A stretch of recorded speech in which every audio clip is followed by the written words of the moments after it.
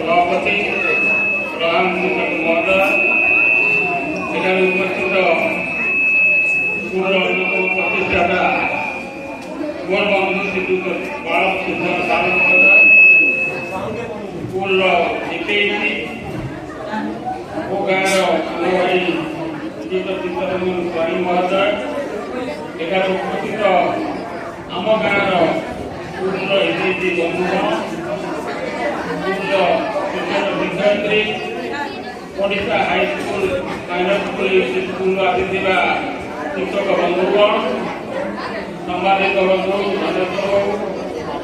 ସ୍କୁଲର କୁନି ପିଲାମାନେ, ମୁଁ ଏ ସ୍କୁଲର ଗୋଟେ ଛାତ୍ର ଥିଲି। ଦୀର୍ଘ 62 ବର୍ଷ ତଳେ ମୁଁ ଏ ସ୍କୁଲରେ କିଛି ଦିନ ପାଇଁ ପଢ଼ିବାକୁ ଆସୁଥିଲି। ସେତେବେଳେ ଏ ସ୍କୁଲର ପ୍ରଧାନ ଶିକ୍ଷକ ଥିଲେ ମରମ ସୁନ୍ଦର। ଏ ଅଞ୍ଚଳରେ ଶିକ୍ଷକଙ୍କର ଖ୍ୟାତି ଥିଲା।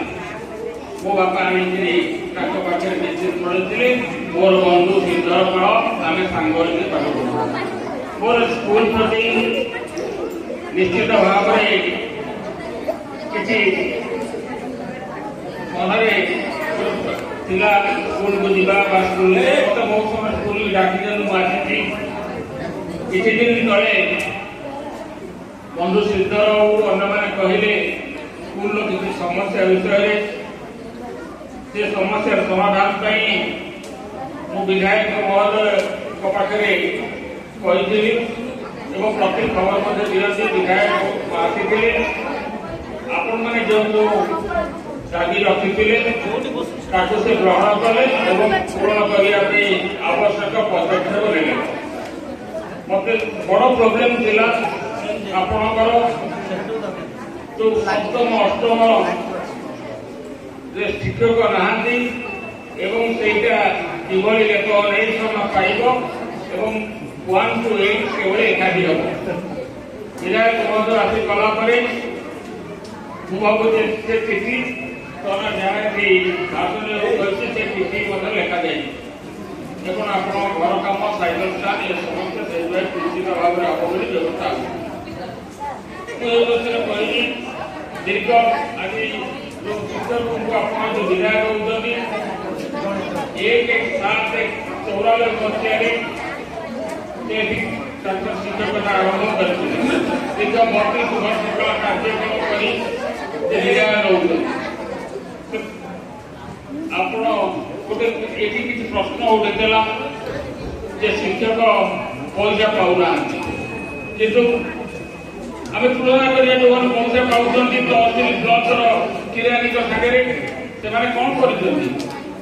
ସେମାନେ କିଛି କାମ କେବଳ ସେଇ ତାଙ୍କରି ଅଫିସ କାମ କରିବେ, କିନ୍ତୁ ପଇସା ନ ପାଇକି ଯେଉଁ ଲୋକ ମଣିଷ କରିଛି ସେ ନିଶ୍ଚିତ ସୋସାଇଟିରେ ତାଙ୍କର ଅବଦାନ, ସେମାନଙ୍କ ଠାରୁ ଯେଉଁମାନେ ପଇସା ପାଇଛନ୍ତି ଆଉ ଯେ ଅବୈଚାରିକ ବା ଖୁବ୍ କମ୍ ପଇସାରେ ମ୍ୟାନେଜମେଣ୍ଟ ପଇସାରେ ଚାକିରି କରି ଯେଉଁମାନେ ଶିକ୍ଷକତା କରିଛନ୍ତି ସେମାନେ ନିଶ୍ଚିତ ଭାବରେ ସୋସାଇଟିର ମହାମତ ଦେଖାଇଛନ୍ତି ଏବଂ ମହନୀୟ ଲୋକ ବୋଲି ସେମାନଙ୍କୁ ଆମେ କହିବା।